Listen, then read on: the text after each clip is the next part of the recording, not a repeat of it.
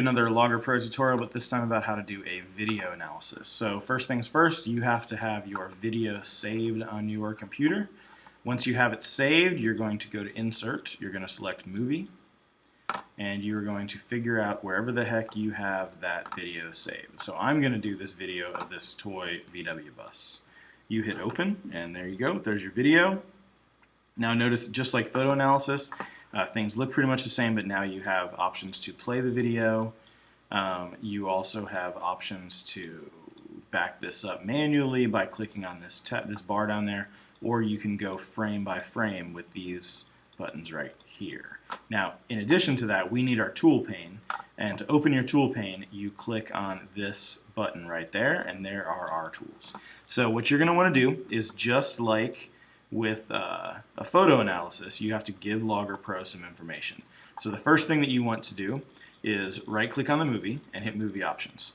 Now, depending on where you got your video, okay, you might need to change the frame rate. For example, my video right here is in 240 frames per second, so I'm going to hit override and I'm going to change that to 240.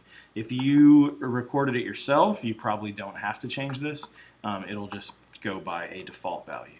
Now, in addition to that, you're going to plot points, and when you plot points, it is going to automatically advance one frame.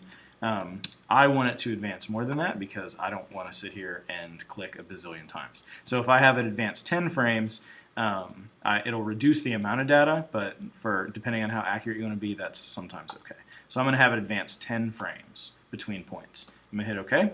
And now, again, I need to set an origin, so I'm going to hit the origin tool. I'm going to go ahead and make the origin where the car is starting. And then I need to give it a sense of scale. And you can see that in this video, we have two lines that are 50 centimeters apart. So I'm going to drag my scale across there, and it's asking for the distance, so that is 0.5 meters. And I hit OK. And now I'm ready to go.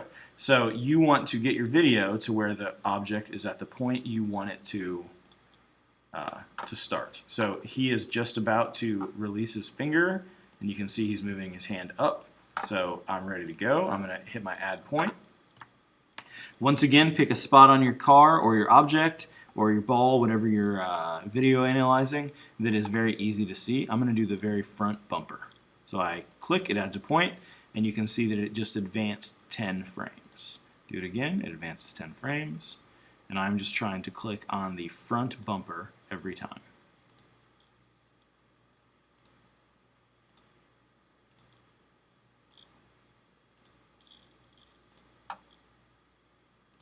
And you can see by this motion diagram that we're creating that this car is definitely accelerating in the positive direction because these dots are getting farther and farther apart.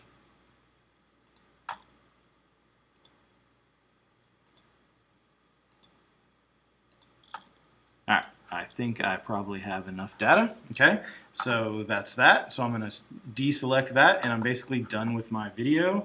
So I'm going to do Command R to resize this, and you can see that when you do a video analysis, it automatically gives you X and Y positions, times, which it pulls from the video itself based on that frame rate that you set, and then an X and a Y velocity. Now, this car is moving in the X dimension, so that's really all I'm concerned with is the X dimension. I could delete this, but if I do that, it's going to make my dots go away, and I really don't want to. So just keep in mind that when I'm discussing this, really what we're looking at is your X position and X velocity. Okay, so you can go in and you can see that what this is doing. It's using some fancy calculus terms, but basically what that is delta X displacement divided by delta time, okay, which is what you've done in the past. And what we want to do is add a acceleration column. So I'm going to go to new calculated column, and I'm going to title this acceleration A and meters per second squared. And once again, I'm going to do delta X velocity divided by delta time. And there it goes. It gives me my acceleration values. You could, from this, you can see that you have a ton of data. You could use this to draw vectors. You could use this to describe the acceleration. If you are looking in terms of the graphs, you can make a velocity versus time graph. You could find the slope of that. So the acceleration of this car is 1.162 meters per second on average. So if you average all these values, that's what you get. But you can see that this is kind of a straight line, and that means that the car is constantly accelerating. All right, that's how you do a video analysis.